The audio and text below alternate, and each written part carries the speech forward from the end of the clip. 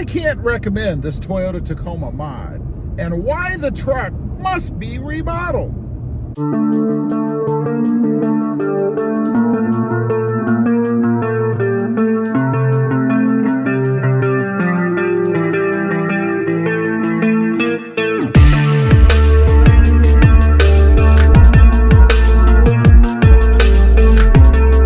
Well, good afternoon, everybody, and welcome back to RobMotive. First of all, let's talk about this Toyota Tacoma mod that I just cannot recommend. You know, I've given it some time. I've tried to get used to it. I've waited for it to break in, if you will, but nothing seems to be changing, and I've had enough, and I'm going to take them off, and I'm going to go with something else. What I'm talking about are these window visors right over here. You know, they're from WeatherTech, and I like the idea that there's no adhesive. They merely sit in the tracks via pressure. I thought, what a great idea, right? You don't have to chance getting any residue on your trim work. You don't have to stick anything to it. That way, if you ever wanted to take them off, you wouldn't have to try to clean up that leftover adhesive. Because you know, anytime you use adhesive, there's always going to be sticky stuff left.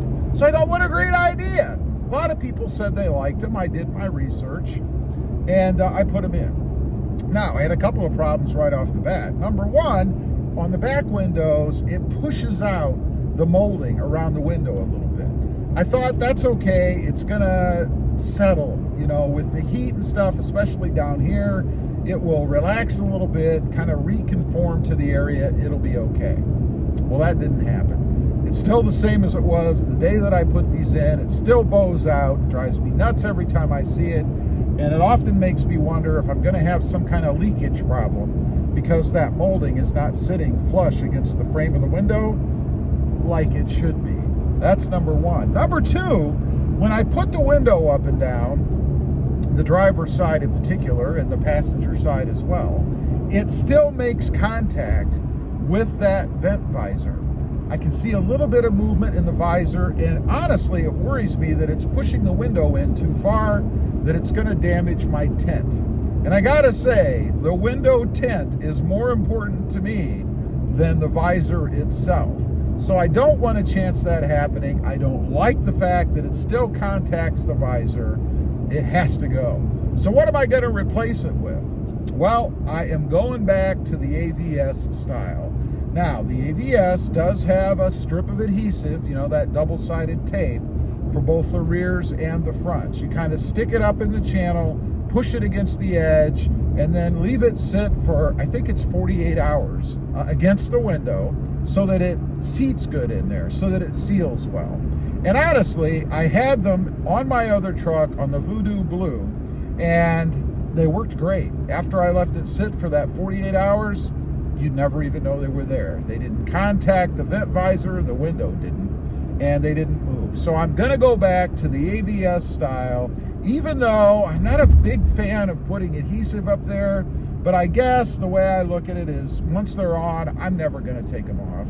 If I decide to trade this truck or sell it or whatever, they'll go with the truck just like they did on my Voodoo Blue version. And that's the reason I left them on the Voodoo Blue truck, because I figured if I took them off and then for some reason the dealer put the window down, I chanced pulling the molding out because it would be stuck to the window, or there would be some kind of nasty adhesive residue left on the window itself, and that would look bad at trade-in. That's really the reason I did not take them off to begin with, nor was there any real reason to. I would not reuse them. Once you put them on there with that adhesive, unless you get really lucky and the adhesive stays, I would not put them on a different truck. They're on there for life or the garbage can, in my opinion. Now, the other thing I wanted to talk about is this must-do remodel for the Toyota Tacoma.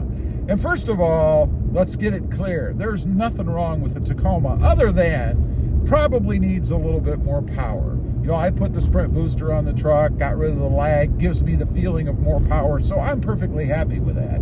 But it should come from the factory with the right amount of power and no lag to make me happy. That's one reason they need to redo it. Otherwise, it's just perfect the way it is. I think it looks good. I don't think there's any better looking mid-size truck out there on the road still today, even with this aging design, right? But the big problem is the other manufacturers out there are not just sitting around. They're remodeling their trucks. They're putting out new versions, and new entries are coming into the marketplace. I mean, we have, what, the Maverick that's out now, albeit some would call it a micro truck. It is a pretty good looking truck, has some neat tech and options on it. And I even read just the other day that they're no longer accepting pre-orders on that truck because the demand for it has been so strong. So it means to me that there's a lot of people out there in the mid-sized truck market that are probably turning away from the Tacoma and buying up the Ford Maverick. Not to say that I would. I'd be interested to see what it looks like. It'd be kind of cool to drive one, but it's not a truck that I would ever consider buying. However, there is another one out there that I would consider buying. We'll get to that in just a second, but there is one other entry that I think is kind of threatening to the Toyota Tacoma, and that's the redesigned Nissan Frontier. That's gotten a lot of good publicity, and I hear a lot of great comments about that truck. It seems to be gaining in popularity, and of course, it's going to threaten the Tacoma as well. Now, the one that I mentioned that I'd be interested in, and it's a complete departure from what I have right now, and that is the Rivian. I really dig that Rivian truck. You know, TFL just did a little piece on it not long ago. I think they're doing some kind of testing on it ongoing. And it's cool. I really do like it. For me, it would be just a city truck, if you will. It wouldn't be something that I would take on long distance trips or anything because it's all electric. If you're not familiar with it, it's a fully electric truck. And I just don't think the infrastructure is there to support a long distance trip. But I wouldn't use it for that anyway. And honestly, I wouldn't use the Tacoma for that either in my situation. I say that because I have two other options. I have the Jeep Gladiator, which has proven to be a pretty darn good long distance option, and a full-size Ram, which is more comfortable than anything else I have right now. So I would choose one of those others before I would take the Tacoma, or in the Rivian's case, that truck on a long distance trip. Now, I mentioned the Rivian because everything is going hybrid electric. You know, Toyota's going to do the same with the Tacoma, I believe, in the next, realistically, probably 3 to 5 years. So if they want to stay in the game, I don't think they can afford to be behind in this case, like they've been with other trucks like the redesigned Tundra.